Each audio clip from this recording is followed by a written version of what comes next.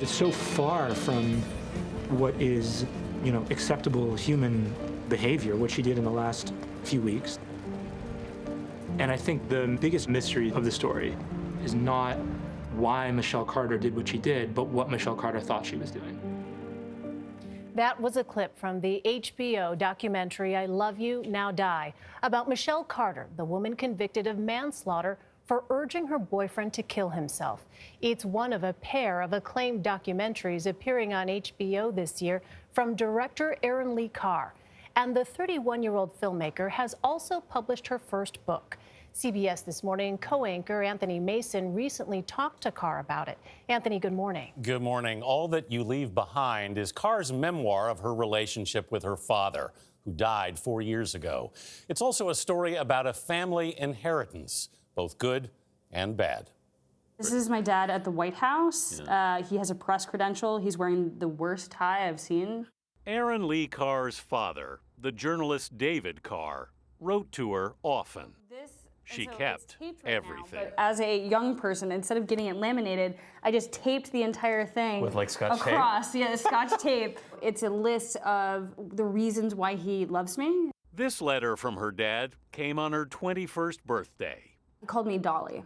Dolly, do you have any idea how much I adore and think of you? You are a fundamental joy of my life. There is so much to like about who you're becoming that it makes for a very long list. You are smart and getting smarter. You are afraid of very few things. What'd you think when you got that? I thought it was so special. Yeah. 5 years later, when she was 26, David Carr collapsed on the floor of the New York Times and died from complications related to lung cancer. He was just 58. It's very weird to see like September 8th, 1956 to February 12th, 2015. Like that doesn't make any sense to me. You mean that there's an ending to it? Yeah. We've had reporters there reporting on genocide after genocide. A beloved media columnist at the Times, Carr was a mentor to many, including his daughter. He helped launch her career as a documentary filmmaker. You described being David Carr's daughter as kind of a blessing and a bit of a curse. He wrote to me, "You are a Carr, and that is a wondrous, complicated inheritance." What do you do with that? I loved the good stuff, which were his emails, his advice, gossiping about media, watching movies, thinking about things. Those things outweighed the complicating factors for me, which it was his intensity, his harshness, the expectations he had for me. The reward for achievement is a hunger for more, Carr would write to his daughter, a blessing that lives inside a curse. Another curse in Carr's life, as he detailed in his memoir, The Night of the Gun, he was an addict.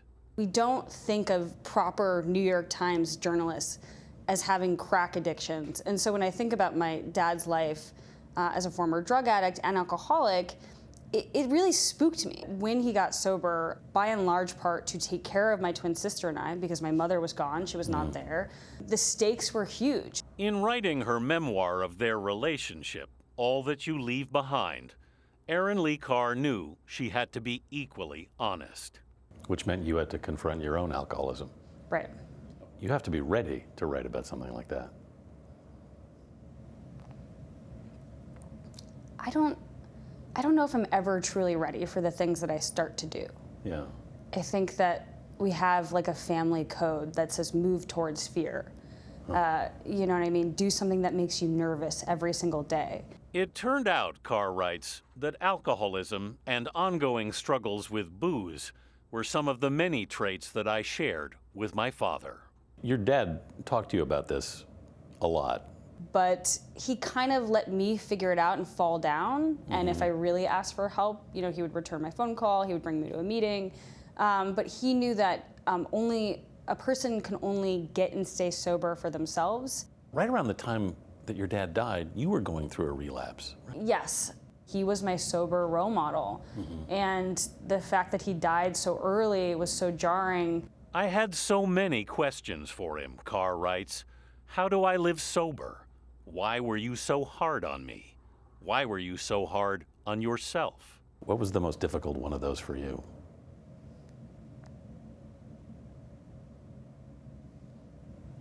who am I without you?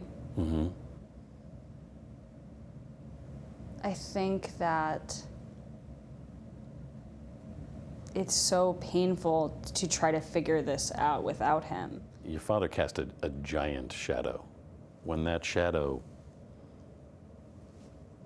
passed in effect, where were you?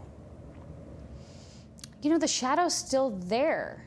I think that there is a deep and resounding love for David Carr, and we sit here 4 years later, and I feel very grateful for the spell sort of he cast. I mean, for a lot of people, the shadow would consume them, but I choose to embrace it.